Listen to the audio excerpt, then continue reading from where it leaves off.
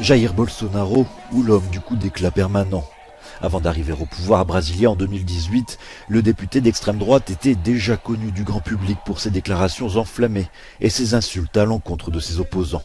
En 2016, devant des millions de téléspectateurs, il vote bruyamment la destitution de Dilma Rousseff.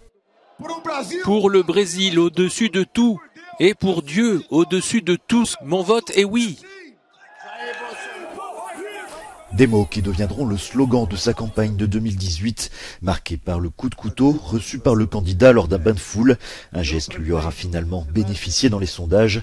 Soutenu par les églises évangéliques, Jair Bolsonaro remporte largement le second tour de l'élection présidentielle avec 55% des voix. Le début d'un virage radical à droite. À peine arrivé, il signe un décret assouplissant la possession d'armes à feu.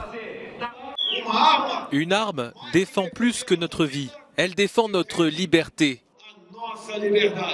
Sur le plan économique, Jair Bolsonaro applique des recettes néolibérales. Il favorise des industries d'extraction et l'agriculture intensive au détriment de la forêt amazonienne. C'est une erreur de dire que l'Amazonie est le patrimoine de l'humanité. Et c'est une idée fausse, confirmée par les scientifiques, de penser que notre forêt amazonienne est le poumon du monde.